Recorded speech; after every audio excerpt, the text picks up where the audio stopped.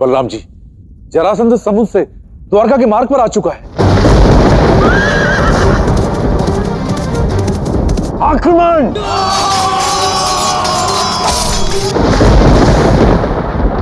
महादेव, आपको सोचना होगा, शीघ्र सोचना होगा। द्वारका संकट में है। नारायण, इस समस्या का केवल एक ही समाधान है। वर के अनुसार यदि जामवंत पराजित हुआ तो ही इस गुफा का द्वार 1 सहस्त्र वर्ष के लिए बंद रहेगा। परंतु यदि जामवंत पराजित ही ना हुआ हो तो? नहीं महादेव, नारायण मुझसे कैसे हार सकते हैं? क्यों नहीं हार सकते जामवंत? भगवान अपने भक्त के लिए, इस संसार के हित के लिए, कल्याण के लिए हारने के लिए सदैव तत्पर है। महादेव, आप तो एक अत्यंत बड़ा पाठ संसार को समझाने का माध्यम बन रहे हैं। बताइए, क्या स्वयं हार कर इस संसार को जिताना, क्या इसमें कुछ अनुचित है? अद्भुत हैं आप नारायण, और अद्भुत आपकी लीलाएं। इसीलिए आप मुझे समस्या का समाधान खोजने के लिए कह रहे थे, ताकि जिस प्रकार मैंने अपना मन मंथन किया है उसी प्रकार हर कोई विजय प्राप्त करने के लिए अपना मन मंथन करे। जामवंत, अपनी विजय की घोषणा करो। मैं भक्त जामवंत आज नारायण से अपनी विजय की घोषणा करता हूं। आज भक्ति जीती और भगवान हारे। ऐसा कदापि नहीं है जामवंत। भक्त की विजय जब होती है तो वो भगवान की भी जीत ही होती है।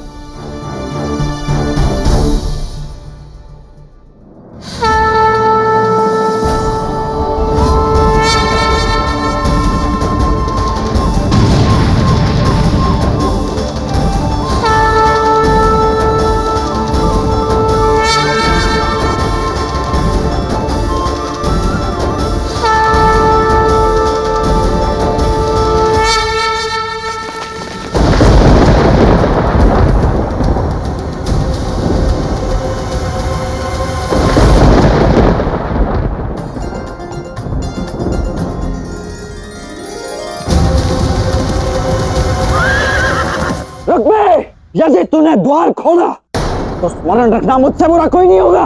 इतने क्रोधित मत हो बलराम, इस समय तो मैं द्वार खोलने वाला हूँ, किंतु तुम अपना क्रोध जरासंध के साथ द्वंद के लिए रखो। तो चिंता मत कर रुक्मे, जरासंध के साथ आज तेरी भी मृत्यु होगी। अक्रूर जी, आज होली का दिन है और उत्सव आरंभ होने का समय भी हो गया है।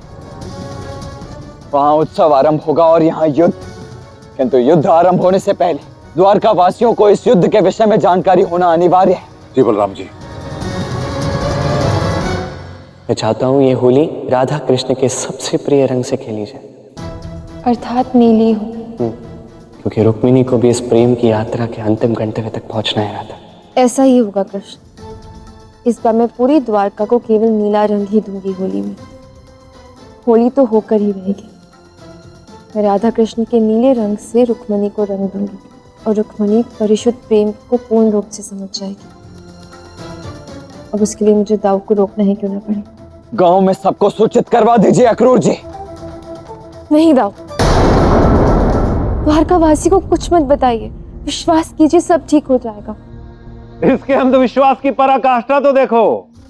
द्वार मेरे नियंत्रण में है और द्वार के बाहर जरासंध खड़ा है, किंतु इसे लगता है कि सब ठीक हो जाएगा।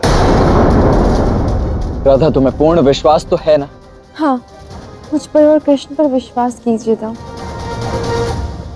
द्वार खोल दो।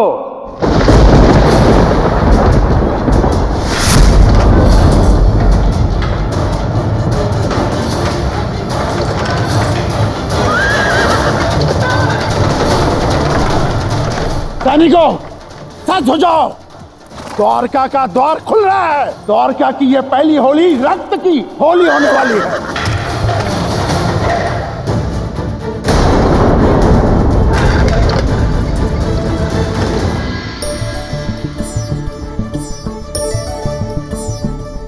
श्री कृष्ण सच्चे विजेता है जामवंती, विजेता को भेंट दो।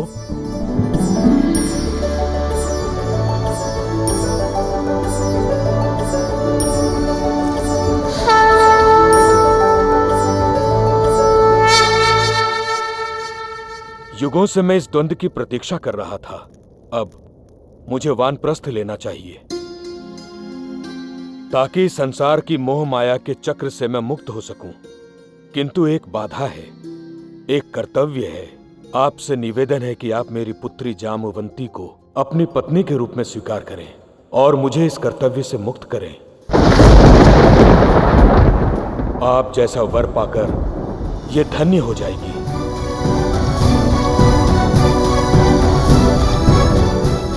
जामवंत, आपकी पुत्री को भी पता नहीं चलना चाहिए कि मैं ही नारायण हूं। अवश्य नारायण।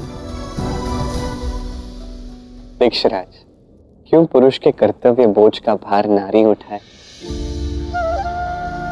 आपकी मंशा शुद्ध है, किंतु ये निर्णय आपका नहीं। ये निर्णय जाम्बवंती का होना चाहिए कि उसे कृष्ण से विवाह करना है या नहीं करना है। मेरी इच्छा का मान रखने के लिए धन्यवाद श्री कृष्ण। मैंने अपने पिता से शक्तिशाली कोई योद्धा नहीं देखा। एक पुत्री की भी यही इच्छा होती है कि उसका पति उसके पिता से एक पग आगे हो, जो आप हैं। आपको अपना वर रूप स्वीकारना मेरा सौभाग्य होगा।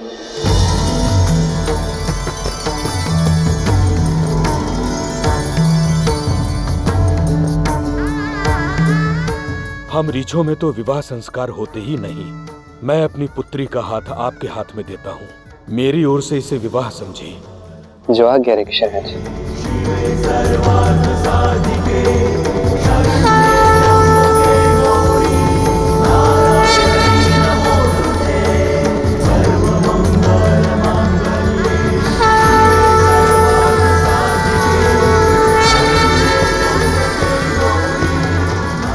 अपना ध्यान रखना पुत्री।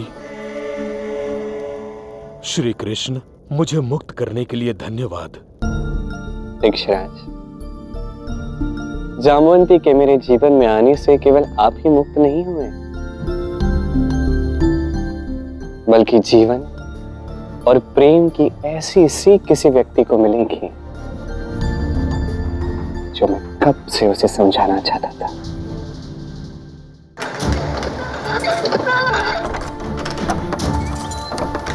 अब तक नहीं है। अब मुझे ही सुनिश्चित करना होगा कि यह द्वार ना खुले। इतना भी बल लगा लो बलराम कि तू आज तुम यह युद्ध नहीं रोक सकते। कपटी रुक्मे, विश्वासघाती कहीं के, तुझे तेरी करनी का दंड तो मैं अभी देता हूं।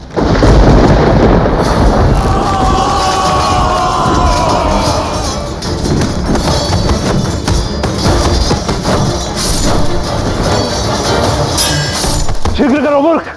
युवराज, ये द्वारिका का द्वार है, इसे खोलने में समय तो लगेगा ही।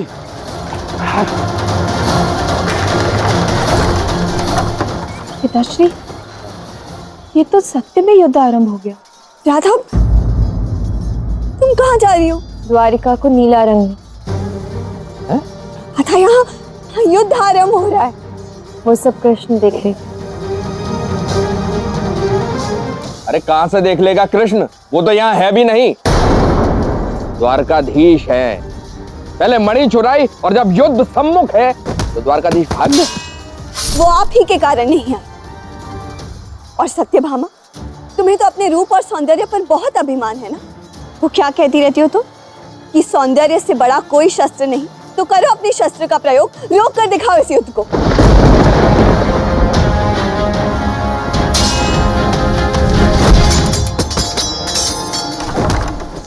केवल श्री कृष्ण ही हमें बचा सकते। राधा ने सही कहा।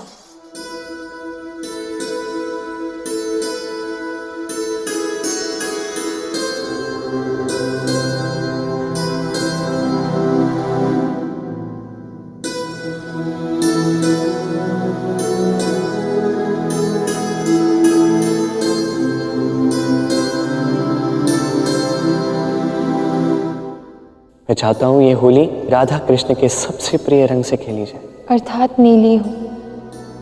आज सब श्रृंगार नील वर्ण होगा कृष्ण। मैं जानती हूँ कि तुम ऐसा क्यों चाहते हो कि सब नीला ही हो, क्योंकि कृष्ण का अस्तित्व तो इस नीले रंग में ही सम्मानित है ना। जो आज रुक्मिणी को भी समझ में आ जाएगा, है ना कृष्ण?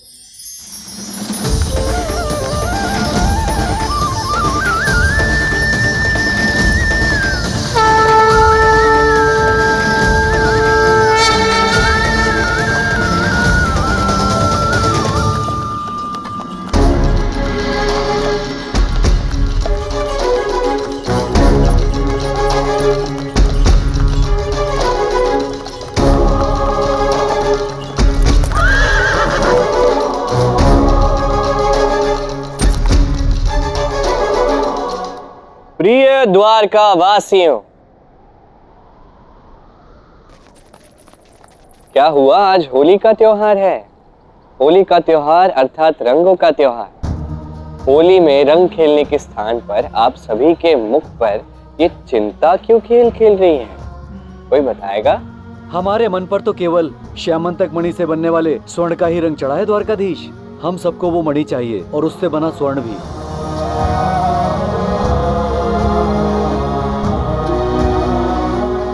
इसी मणि ने आप सबके मन में लोभ भर दिया है ना?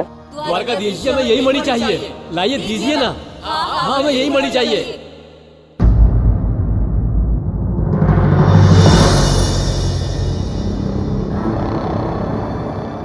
श्री कृष्ण रुक जाइए श्री कृष्ण।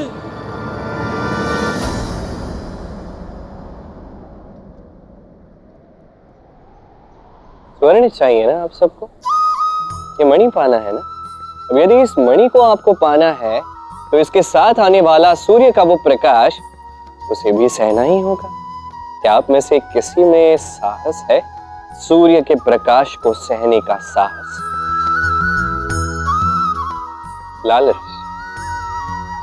लालच ये विकार यही तो करता है। जैसे ये मणि, इसका प्रकाश ये हमें जला रहा था, उसी प्रकार लोभ, लालच भीतर ही भीतर हमारे मन को जला के रख देता है। संपत्ति, इसके विषय में एक महत्वपूर्ण बात स्मरण रखिएगा। संपत्ति उतनी ही होनी चाहिए जितनी आपकी सुरक्षा कर सके, जितनी आपके लिए पर्याप्त हो। उससे अधिक संपत्ति की इच्छा करना, यही तो लोभ है। यही लोभ, यही लालच वर्तमान का आपका सुख, आपकी मुस्कुराहट हर लेगा, आपके जीवन से रंग छीन लेगा। अब आप सब स्वयं को ही देख लीजिए। आज होली का त्योहार है और इस लोभ ने आपके मन में घर करके आपके सारे रंग छीन लिए। इस उत्सव का आनंद ही आपसे छीन लिया। हम समझ गए श्री कृष्ण, लोभ बहुत बुरी भावना है। इस मणि के लोभ में आकर हम अपनों से लड़े और हमारा जीवन रंग विहीन हो गया। ऐसी मणि नहीं चाहिए। हाँ, हमें नहीं चाहिए। हाँ, हमें नहीं चाहिए। ठीक है, तो अब आपके मन में वो रंग अवश्य लौट आएंगे।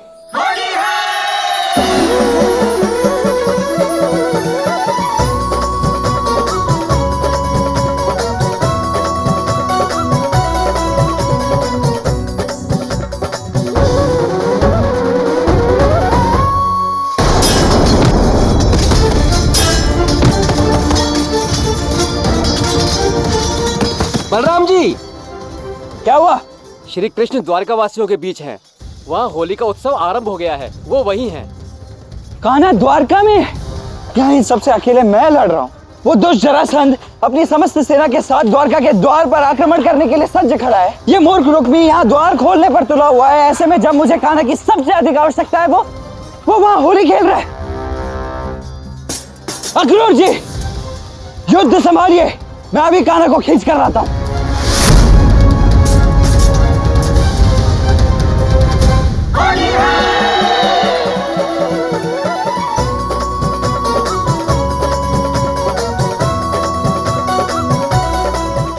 आप होली नहीं खेलेंगे श्री कृष्ण? अवश्य खेलूंगा। यदि इसका आरंभ मेरी परम प्रिय सखी राधा के साथ हो तो आपको कोई विपदा तो नहीं है? जिस कारण भी आपके मुख पर हर्ष का रंग आए, मैं उस कारण में विघ्न क्यों बनूंगी? किंतु वो है कहाँ?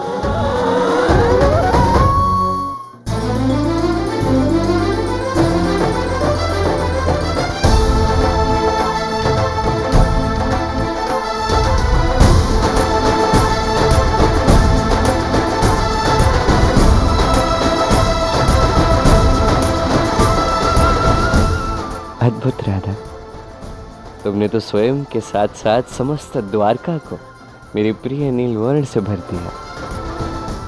और अब मैं स्वयं तुम्हें रंगने आई हूँ नीले रंग से। उसके पश्चात मैं स्वयं नीली हो जाऊंगी।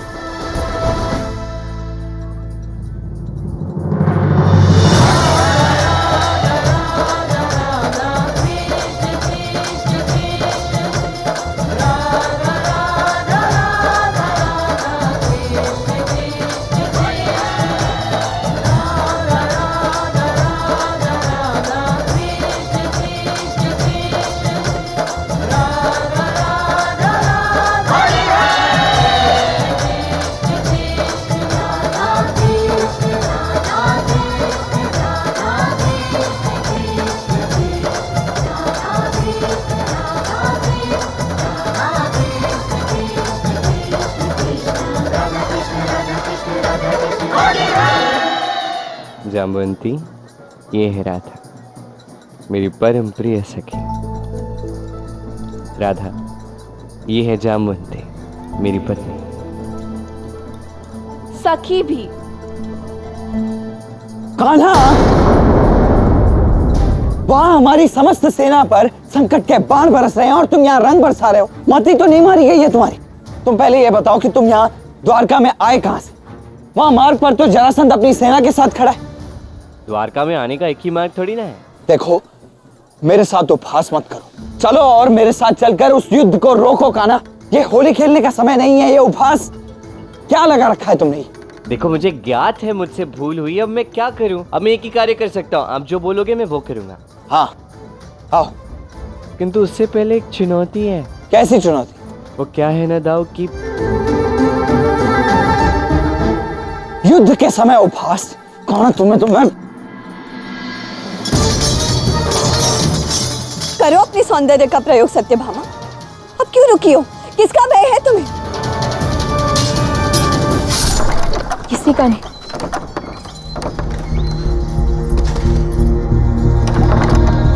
युवराज रुक्मी,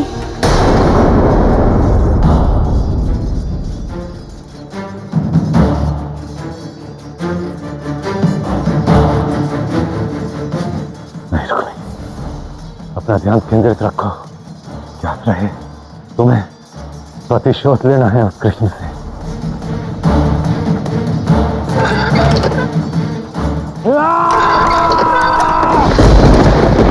सैनिकों, द्वार खुलते ही इशारे शक्ति के साथ आक्रमण करना है। जी महाराज। अपने सौंदर्य को शस्त्र कह रही थी ना तुम? देख लिया, मैंने कहा था कि भ्राता रुक्मी को अपने सौंदर्य के जाल में फंसाना असंभव है। ये कैसे संभव है? क्या मेरी सोच अनुचित थी? नहीं सत्यभामा,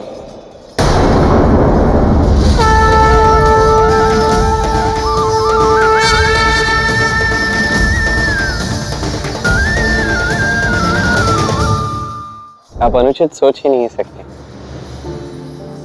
वास्तव में सुंदरता एक बहुत बड़ा शस्त्र होता है।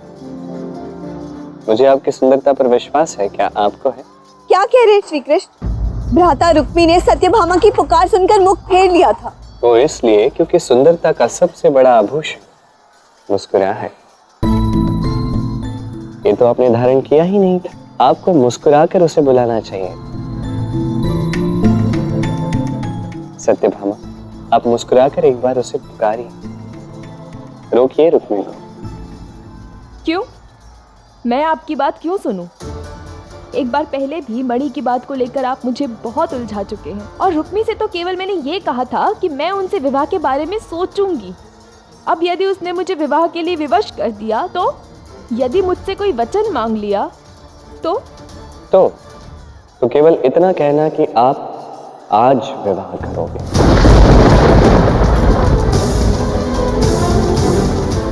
देख रहे हैं आप पिताश्री, श्री कृष्ण मुझे फिर से फंसा रहे।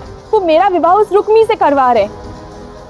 श्री कृष्ण, हम आपकी बात क्यों माने? नहीं, कदापि नहीं। सोच लीजिए।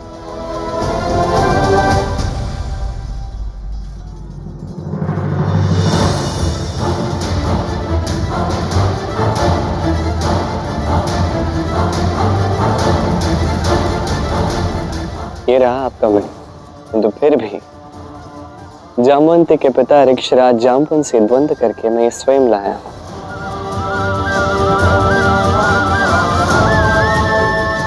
श्री कृष्ण सत्य कह रहे हैं, साक्षी मैं हूँ, श्री जामवंत की पुत्री जामवंती।